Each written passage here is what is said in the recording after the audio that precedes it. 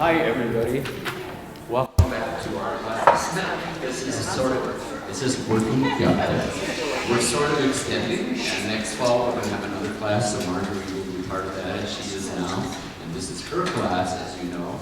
So those of you who don't know who I am, Stephen Hessela, Margery, you will know in a moment. You'll feel like you've known her your whole life. She's just such a warm and loving soul. Great teacher, wonderful pianist, great friend. So in a moment, you will just feel like you've known her forever. University of Montana keyboard faculty member Margery McDuffie Whatley is the Steinway artist. This is a Steinway. Performing from coast to coast as piano soloist and chamber musician. She has held faculty positions at Birmingham Southern College and the University of Alabama in Huntsville. Her recordings have received rave reviews from Fanfare Magazine and American Record Guide and are available on iTunes, Spotify, YouTube, and Amazon and other download services. And several people who aren't here today, they counted 81 people who will be receiving this as an MCAT YouTube kind of video coming up. So her audience is renowned and wide. So welcome to Margery, and let's go.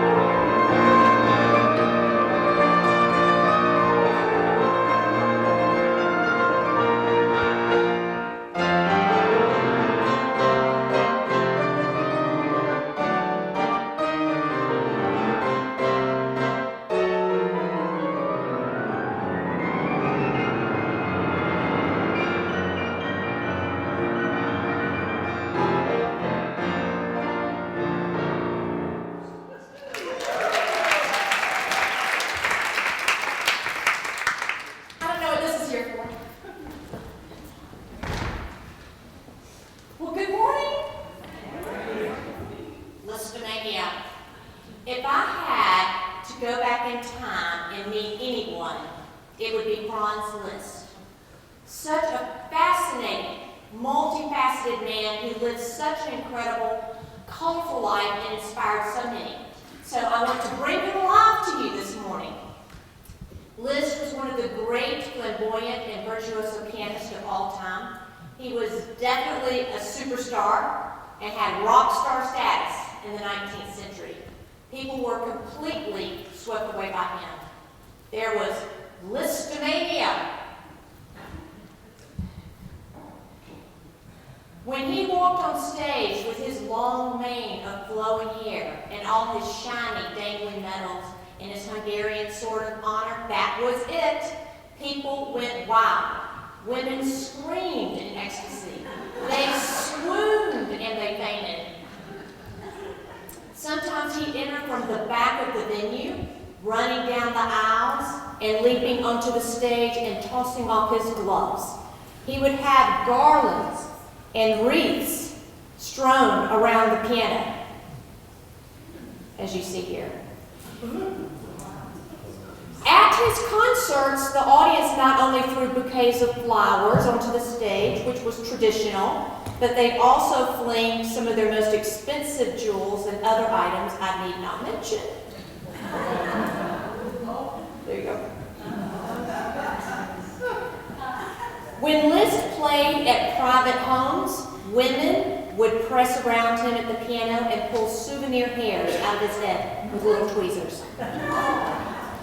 In his absence, they would enter his hotel bedroom and carry off in bottles some of the water from his washbowl. At fancy restaurants, women fought each other for the privilege of drinking the leftover tea in his cup. One American woman stripped the covering off a chair Liszt had been sitting on, framed it, and hung it on her wall. My favorite, though, is about the elderly lady who just caused a great deal of comment because she always just exuded this curious tobacco odor, even though she didn't smoke and she didn't dip snuff like they did back then. Finally, she confessed that 25 years earlier, she had been at a dinner banquet where Liszt had been. She had stolen the stump of his cigar and had been carrying it around in her bosom ever since. But Liszt knew the impact he was making, and he loved it. And sometimes he himself would get carried away while playing. On one occasion while he was performing, he became so overcome with the music, so overwhelmed by the beauty of it all, that he himself swooned and fainted in the arms of the friend who was turning pages for him. It's documented, seriously. Where's my stage hand? I'm gonna need the lid up. At this time, Steve, I'd like to play one of Liszt's opera transcriptions. The concert waltz on two themes from Donizetti's Lucia and Parisina. You know, Liszt wrote over 193 transcriptions for the piano. One reason he composed so many of these transcriptions was his great desire to bring inaccessible music to the people. For example, his transcriptions of the Beethoven symphonies, well, they could be played and enjoyed from the comforts of one's home. All of this was Liszt's own way of bringing to the piano the best music in the world.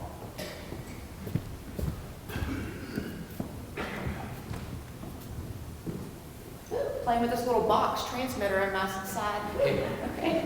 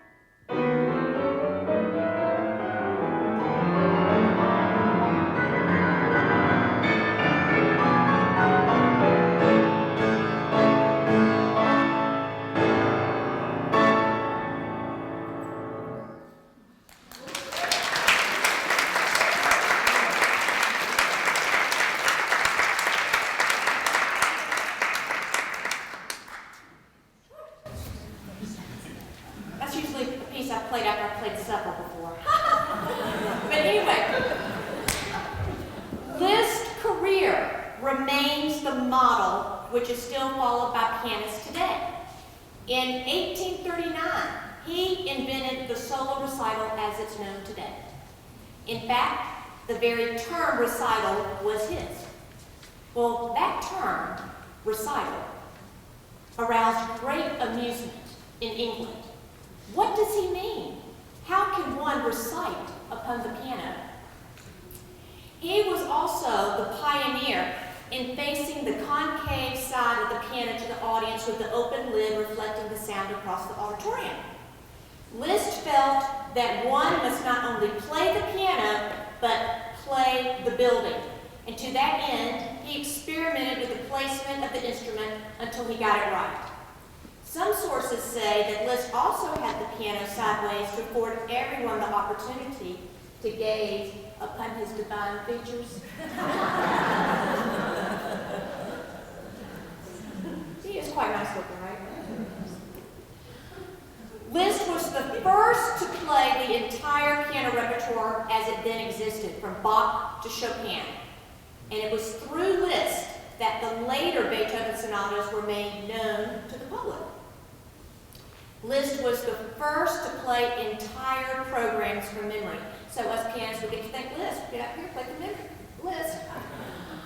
On one occasion, Liszt was to perform a work for two pianists. So knowing Liszt's habit of playing from memory, the other pianist requested to Liszt on this occasion to have the music open before him on the music rack, as he himself did not like to risk playing his part without the notes. So, when the time came, Liszt and the other pianists walked on the stage, each carrying his music. The other pianist carefully placed his music on the music rack. Liszt, however, sat down at the piano and just before beginning to play, tossed the music behind him and proceeded to play his part by heart.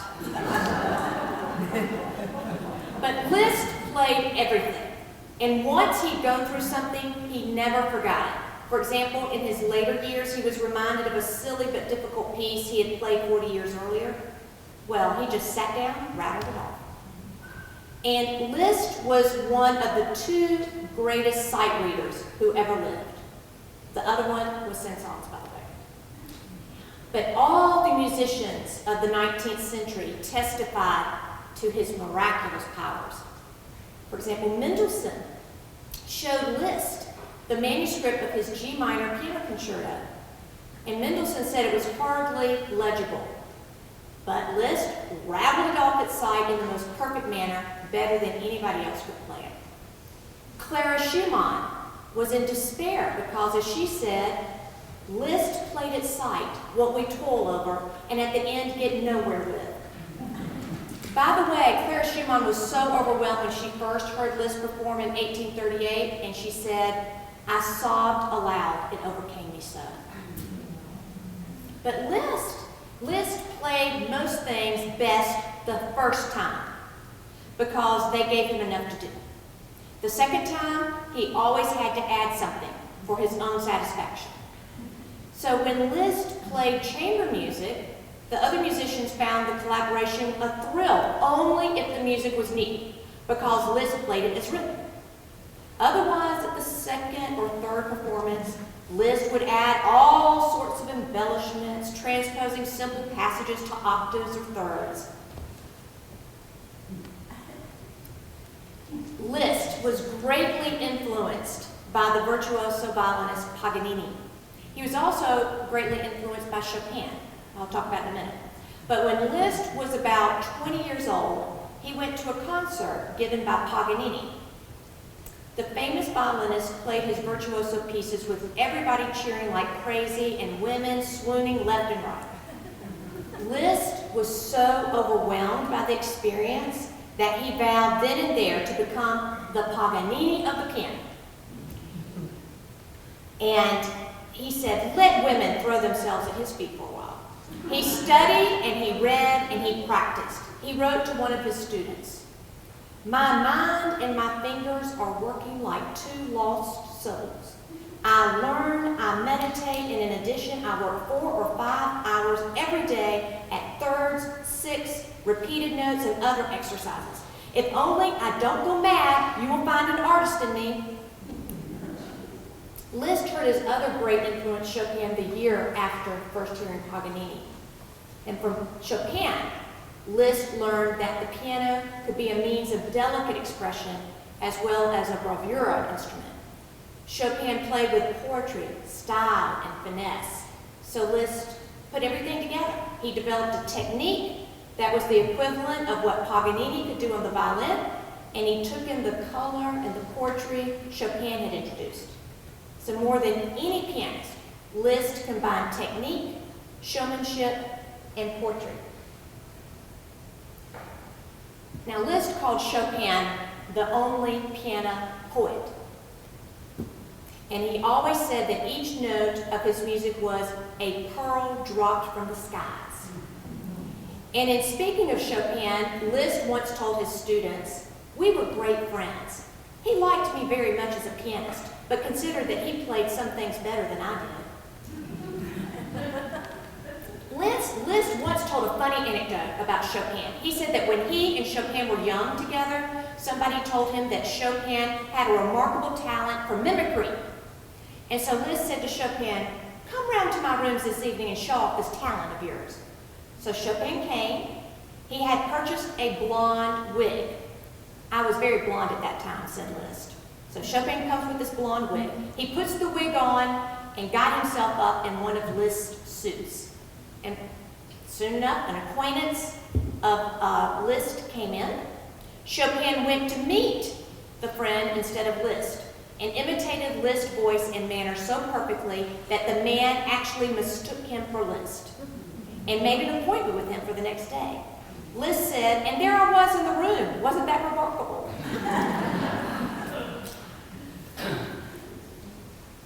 Look at that. Following Chopin's death, Liszt began writing a book about Chopin. I actually purchased this book on Amazon. The cover's a little different, but and that's pretty cool. In 1847, at the height of his fame, Liszt stopped concertizing.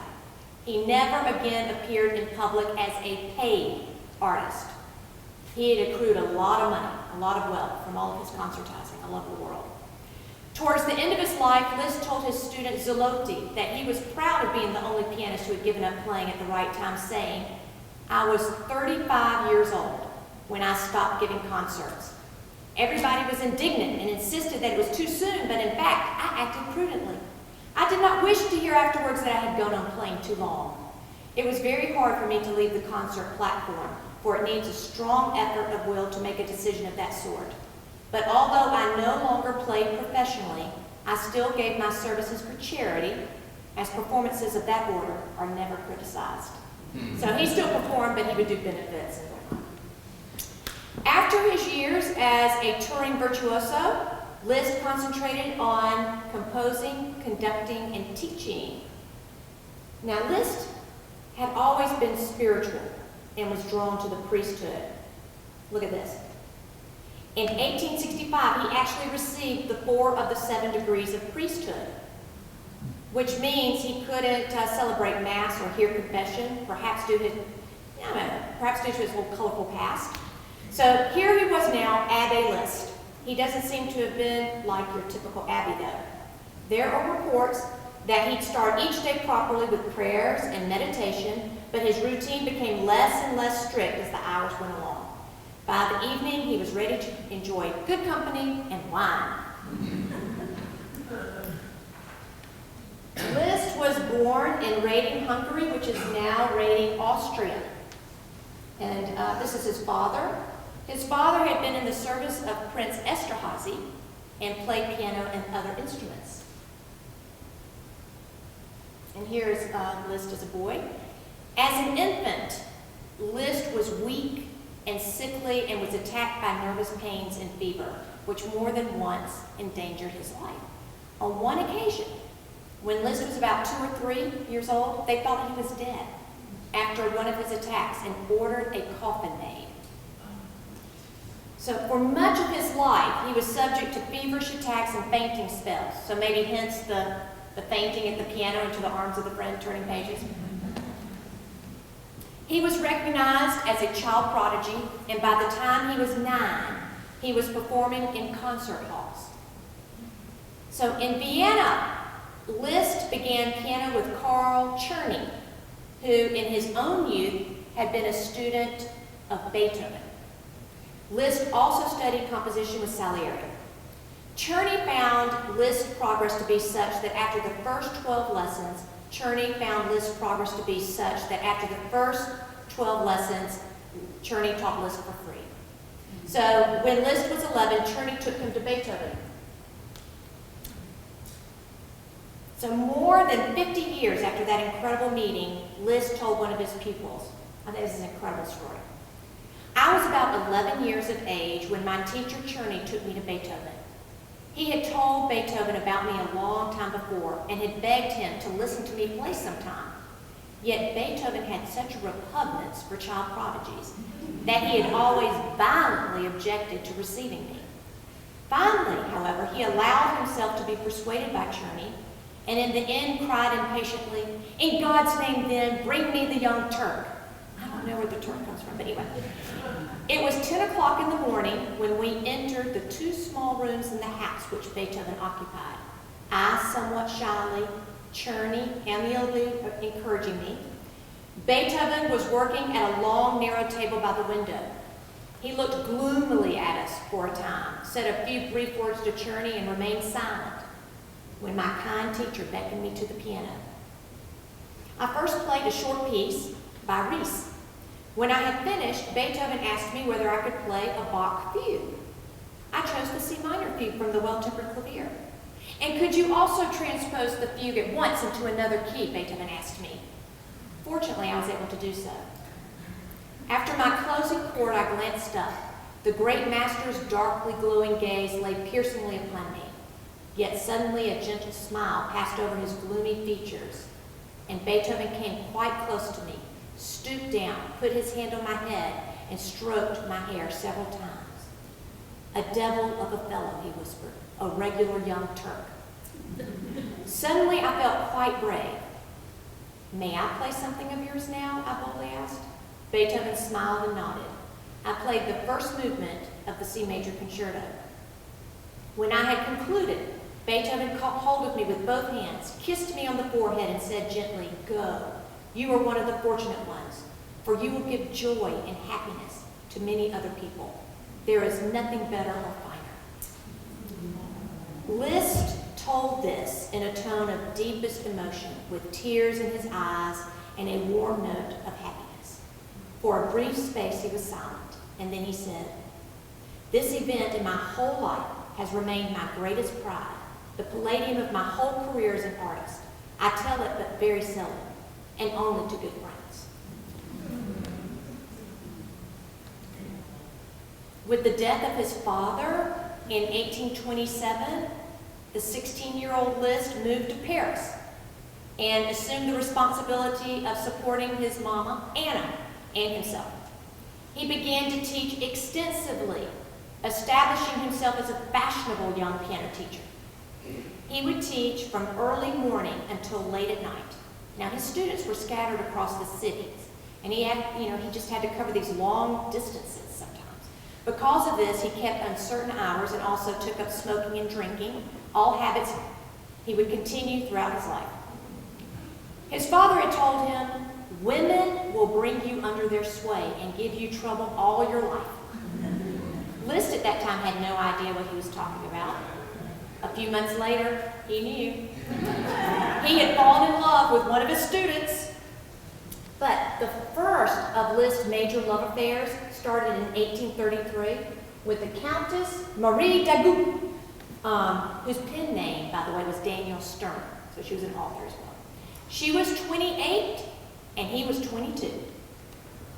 By the way, Chopin dedicated his Opus 25 Etudes to her, and he had already dedicated the Opus 10 Etudes to Liszt. But anyway, they spent time together in Switzerland. They had 3 children together. All of Liszt's touring and absences led to the final end of their relationship. By the way, their daughter Cosima married Hans von Bülow, the virtuoso pianist who'd been one of Liszt's students. But she left him and married Wagner. So there's a picture of his daughter Cosima. Here's a picture of his son and daughter. His son Daniel died at the age of 20 from an illness, and his daughter Blandine died from complications after childbirth. So now I'll play his Obour d'une Source. This piece belongs to a collection of pieces published in 1852 titled Année de Pèlerinage, Suisse, or, that's French for, the Years of Travel, Switzerland. So this is from his time in Switzerland. He was inspired by the time he spent there. So these pieces are filled with the sights and the sounds of the Swiss countryside, whose natural beauty so enchanted Liszt. Obour d'une Source, or By the Side of a Spring, is accompanied by a quotation by Friedrich Schiller. "In the whispering coolness begins young nature's play."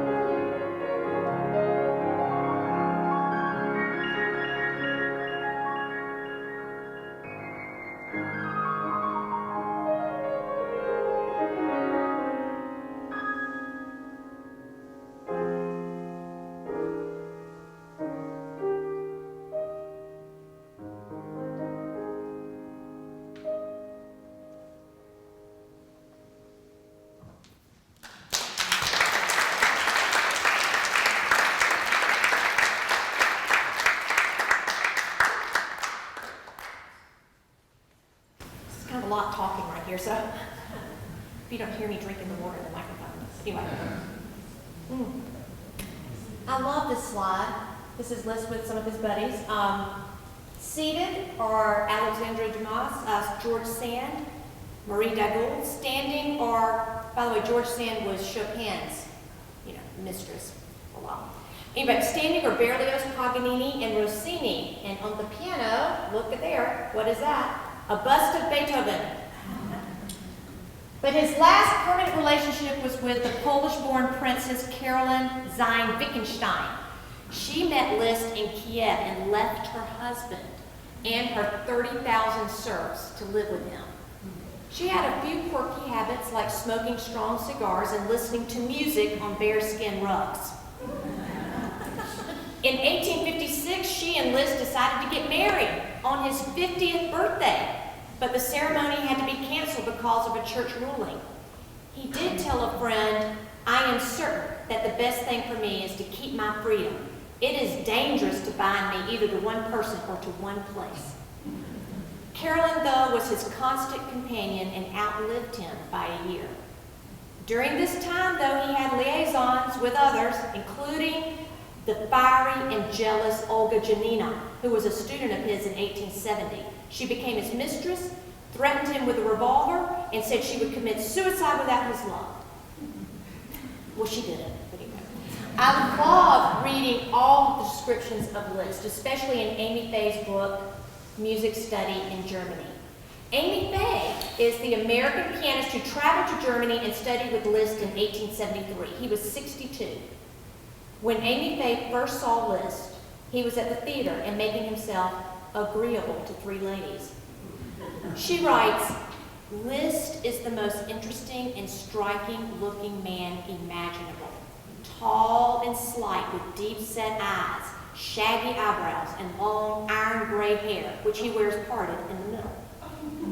His hands are very narrow, with long and slender fingers that look as if they had twice as many joints as other people's. They are so flexible and supple that it makes you nervous to look at them. Anything like the polish of his manner I never saw. When he got up to leave the box, for instance, after his adieu to the ladies, he laid his hand on his heart and made his final bow, not with affectation or a mere gallantry, but with a quiet courtliness which made you feel that no other way of bowing to a lady was right or proper. It was most characteristic." Liszt was the greatest piano teacher of his generation. From the time he was 16, right up to the last month of his life at the age of 74, teaching was central to his musical existence.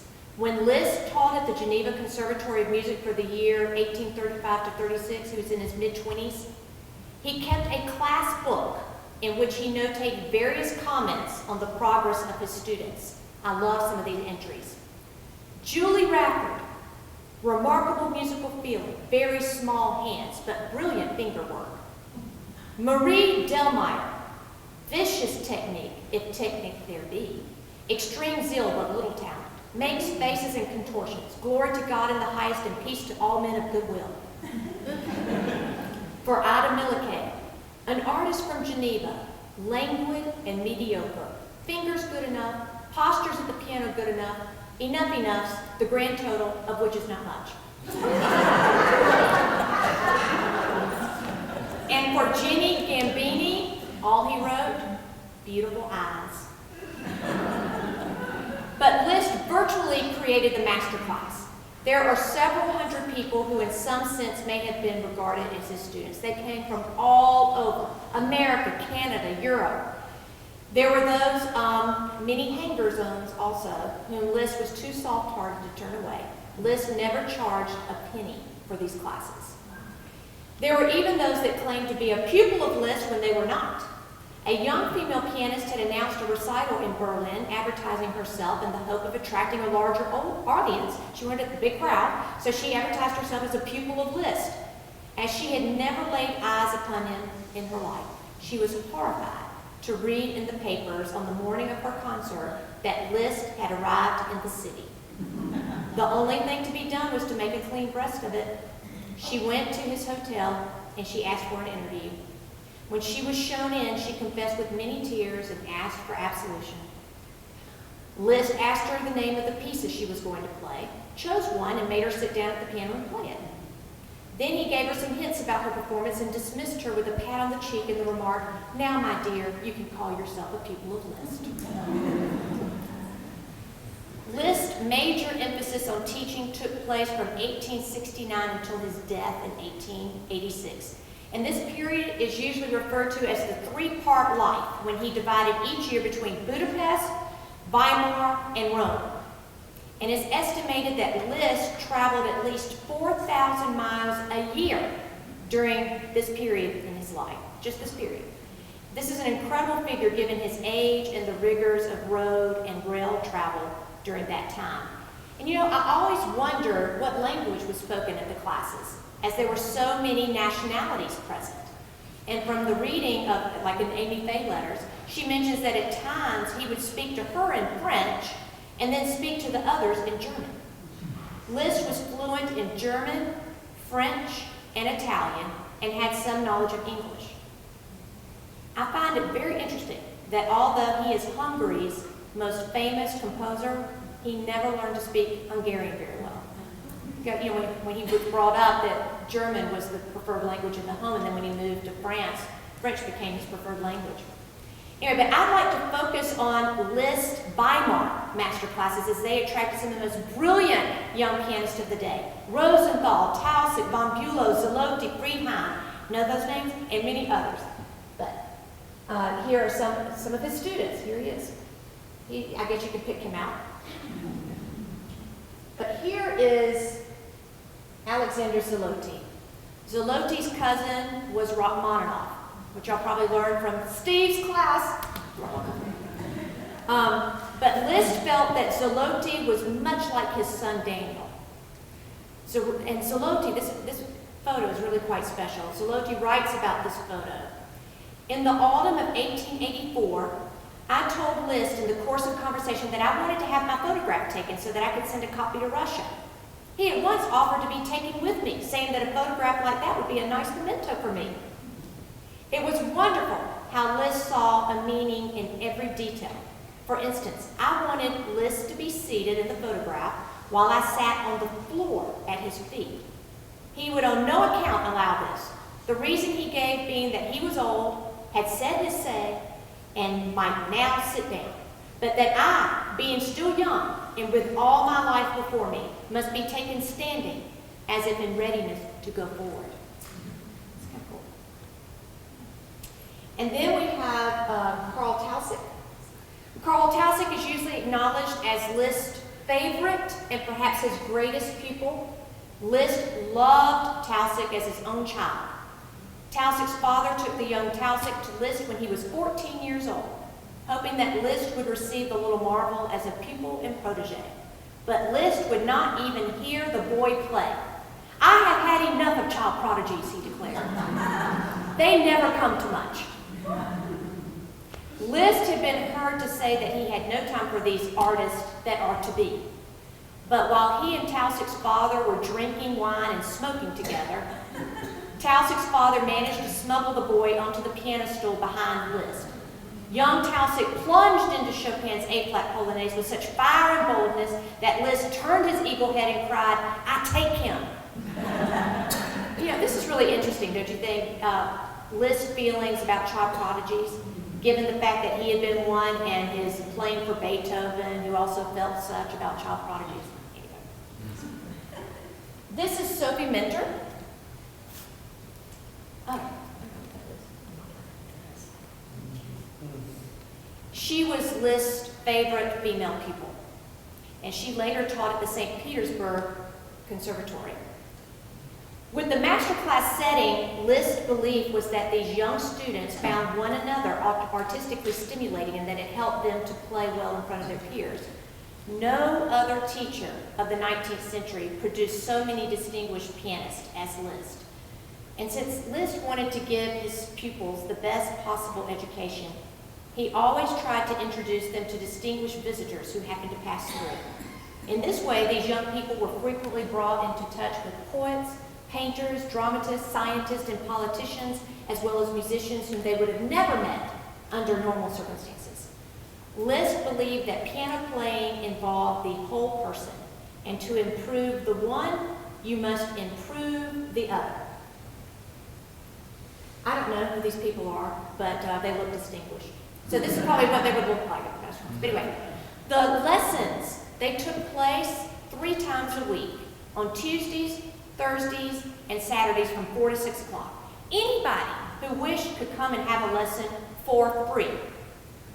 Liszt remembered his own desire when just a boy to enter the Paris Conservatory, but he was refused because he was a foreigner.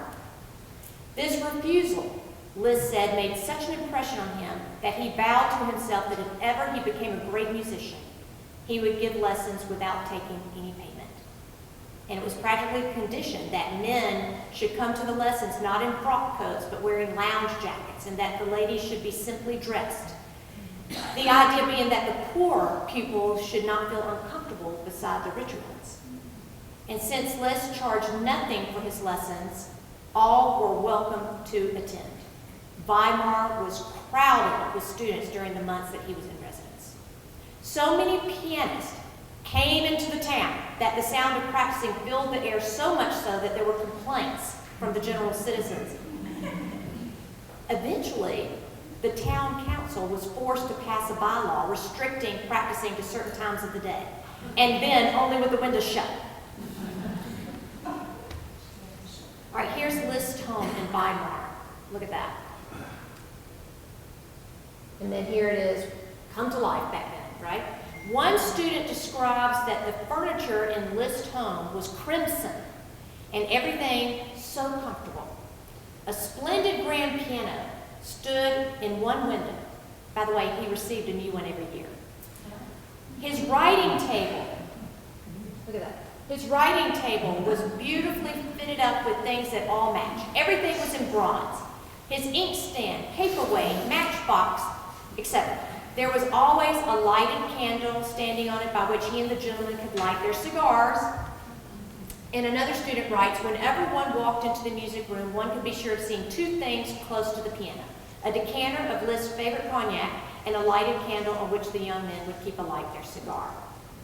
So, I know that's been sort of airbrushed in, but anyway. Smoking and drinking were a way of Liszt. In fact, they were ranked by him among the social graces. And all young men who wanted to make their way in the world were supposed to master them as soon as possible. Liszt, therefore, considered it perfectly natural to offer alcohol and tobacco to his young students. Unfortunately, some of them, it said, developed addictions. There might be as many 30 or 40 students at these gatherings. The students never knew who all they'd be playing for, as it was the musical headquarters of the world. Directors of conservatories, composers, artists, aristocrats, all would come. Can you imagine? As the students assembled in the music room of Liszt's home, those who wanted to play would bring music of their own selection and lay it on the piano. An air of expectancy would hover over the room while they waited for Liszt to appear. Then the moment arrived for which everyone was waiting. A voice at the back whispers, "The master comes." They would all rise and stand in respectful silence as Liszt entered the room and made his way to the piano. Liszt would enter, give a general greeting, and shake hands with only 2 or 3. Occasionally he went over to some especially attractive female and kissed her on the cheek. And it became the custom for such fortunate young ladies not to wash for some days after the spot the master's lips had touched. After these ceremonies, Liszt would turn to the heap of music, leaf through it until he would find something he wants to hear, and then he would hold up a copy and ask, "Who plays this?" Now, there were only 2 things the students were not allowed to bring. Liszt's Second Hungarian Rhapsody. That's the Bugs Bunny one, right? Because it was too often played. And Beethoven's Moonlight Sonata. Why? Because Liszt in his time had played it incomparably. So neither did Liszt like anyone to prepare Chopin's Scherzo in B minor, which he nicknamed the governess scherzo, saying that it ought to be reserved for those people who were qualifying for the post of governess. One characteristic story of Liszt is about a 15-year-old student who brought him one day Chopin's B flat minor scherzo. Liszt looked at it and to her fright and dismay, he just cried out in a fit of impatience. "No, I won't hear it!" And he dashed it angrily into the corner. He felt bad. The next day he went to see her, apologized for his outburst of temper, and said that as a penance for it, he would force himself to give her not one, but 2 or 3 lessons on the scherzo, and in the most minute and careful manner. But one work I found out that was often played at these master classes, and one that Liszt himself kept in his repertoire, was his concert etude in D-flat major in Sospiro, which is Italian, by the way, for assai. In March of 1848, Liszt took up residence in Weimar with Princess Caroline Wittgenstein. At this time, he had given up his career as a touring virtuoso and started concentrating on composing. And in the summer of 1848, he finished work on the 3 concert etudes, and number 3 is Un Sospiro. Now, etude is the French word for study or exercise piece. But in this case, Liszt took the etude to a whole nother level. It's a concert etude. But in this case, the study is keeping the melody smooth and even while going from hand to hand. So you'll see a lot of hand crossing. So do y'all want to hear it in Sospiro?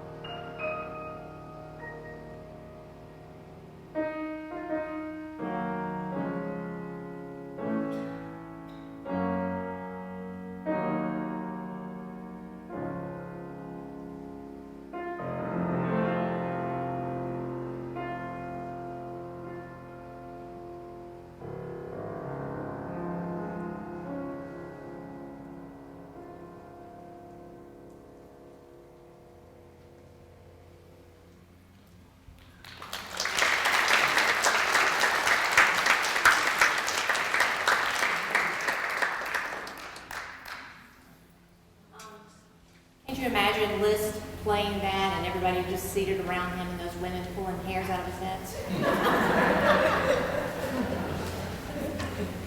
Anyway. Liszt used to encourage his students to adopt a quiet posture at the keyboard. Liszt recommended sitting upright with the torso bent only slightly forward. The body was to remain as still as possible, with the head tilted more toward the back than the front.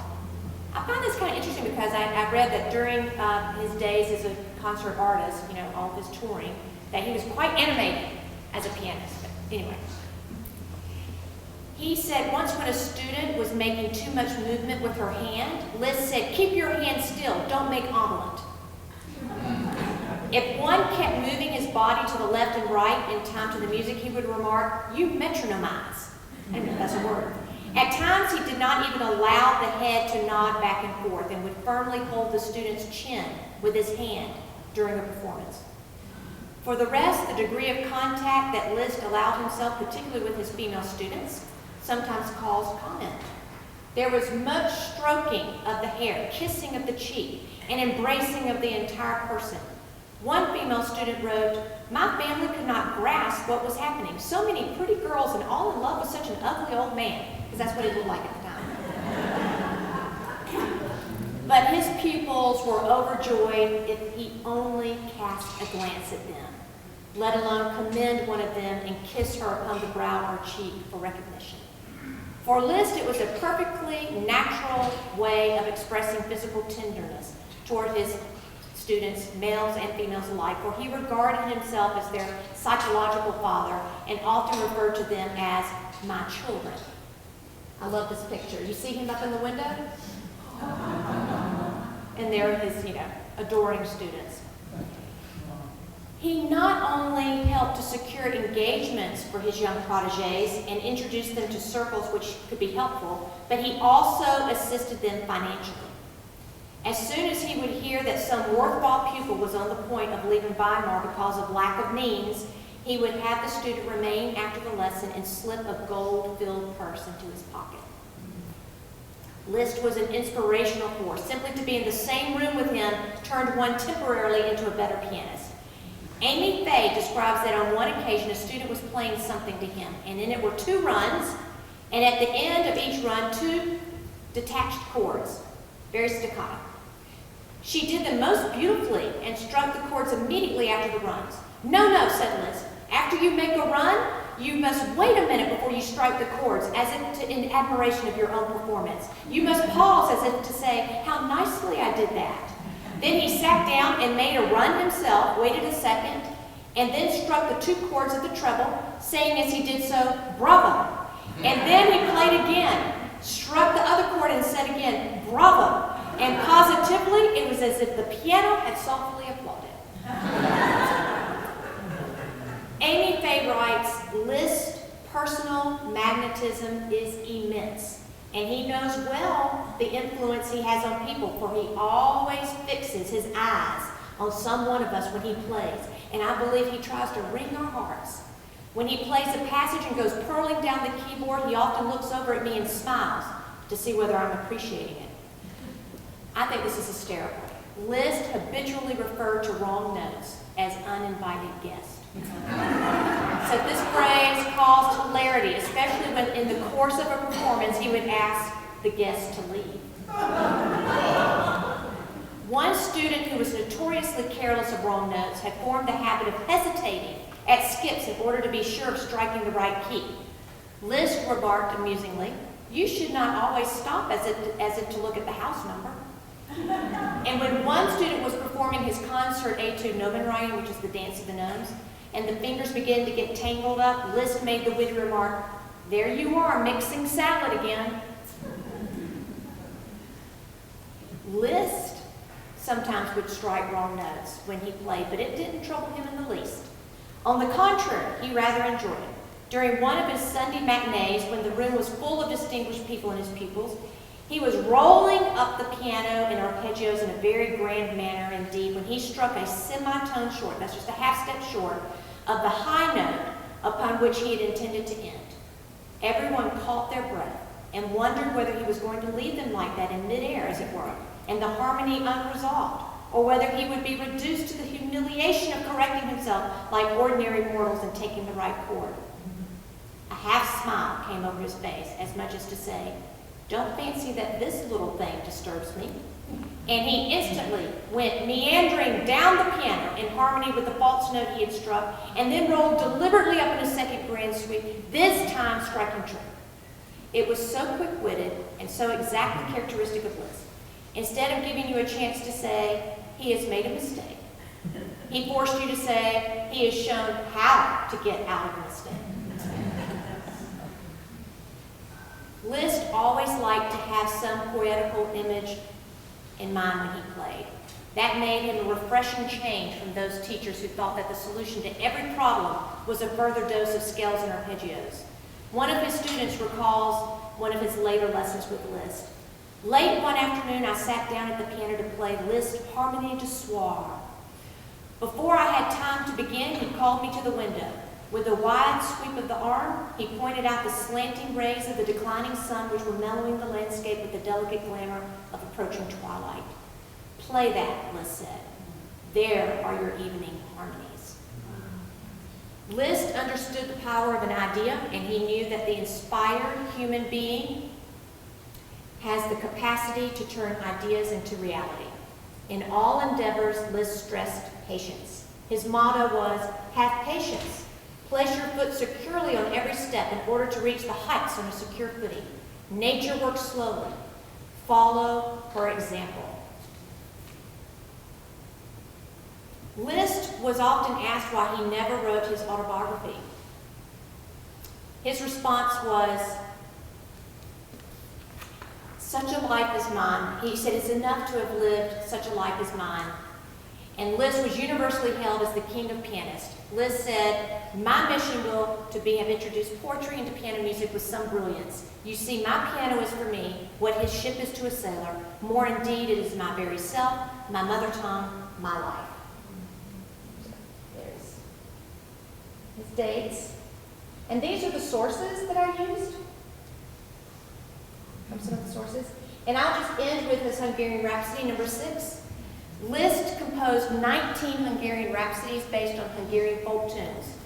And with these, he emulates the gypsy style and adds all sorts of virtuosic display, of course. Number 6 is famous for the octaves at the end. So, anyway, it's been fun having y'all here. So, here's some Liszt.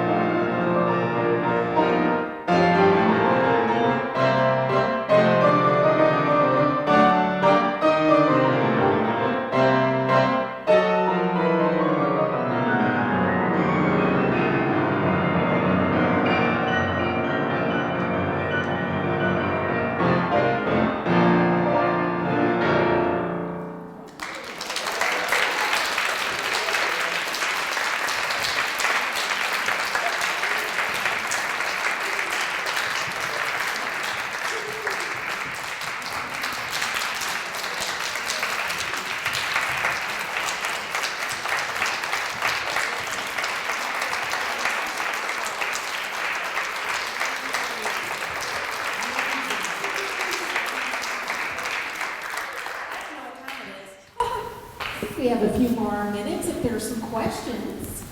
I'd like to come out to the audience and see if we can get anything. Anyone rather raise their hand if they have any questions?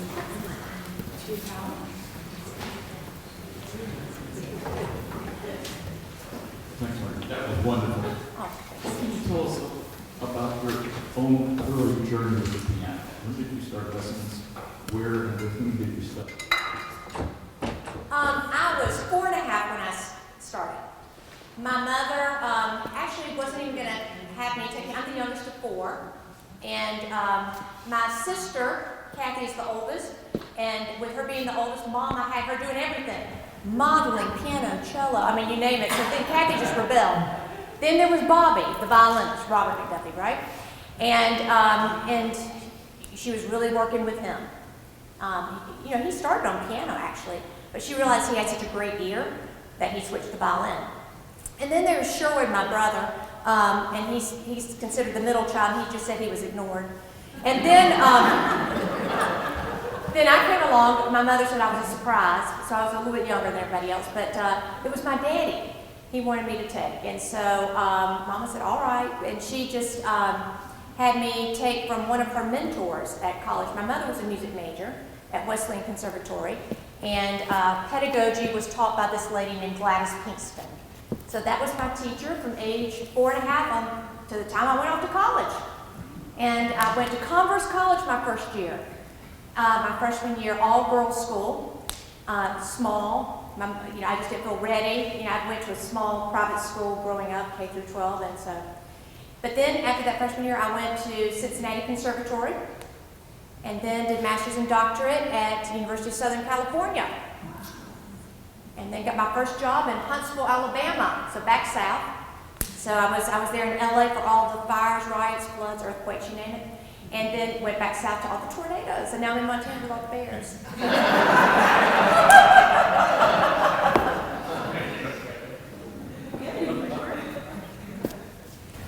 Thank you so much. What a treat to learn all about Franz Liszt and get a sense of who he was. My question is, what is it about his music, not just his life, but his music that you like so much? Why do you love playing Liszt? I think it's sort of what I said earlier with him combining all the virtuosity of Paganini and then all the lyricism and melodic and sensitive qualities from Chopin. Because I think it has it all. And it's so interesting, I didn't get into it, but later in life, a lot of his music became more sparsely written and he has music that's very, almost spiritual in nature. I mean, so there's all kinds of contrasting works that he did. But I was first drawn to his music when I went as a freshman at Converse. Joseph Banowitz came to play. He specializes in the music of Liszt, at least he did at the time, and he played this program of Liszt, and I was just like, oh! And I remember he had this huge memory slip, and he just got all upset and everything, but it didn't matter. It was just fabulous. I just thought it was just amazing. I thought, oh, I'd love to play Liszt. So that's where, my love of Liszt started. I'm wondering about your students here. How many do you have? Well, right now I have 9 private students, and then I have a class piano of, bless their hearts, non-majors. They have to take it, for their proficiency. But I love, teaching my students, and kind of, from freshman all the way up, and had a graduate student who just recently gave a recital. So it's just all levels of music, and it's exciting to see their growth and their journey, and to play some part of that. They inspire me. Margery, do your beautiful daughters play piano as well? Oh yeah, so I have twin daughters. They just turned 21.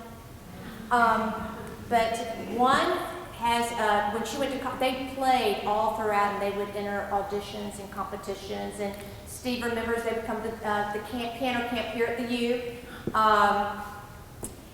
Kendall decided that she was not going to continue piano. She wanted to grow her nails out. And just wanted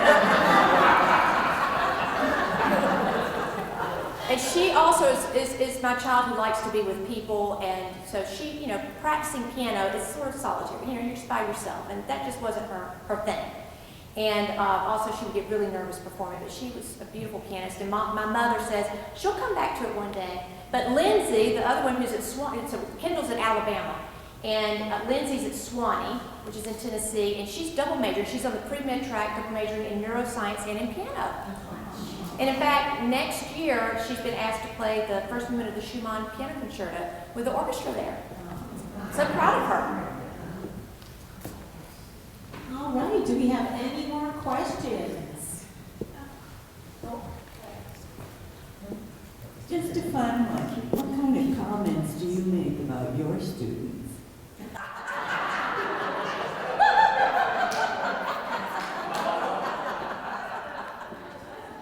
That's funny. But aren't those great comments that he made? I don't know, I need to keep a journal, right? Right, so comments. All right. Well, anyway, hopefully I brought him to life to y'all this morning, and because I love reading about him, and there's still so much more to learn about him and the impact he had. Thank you so much.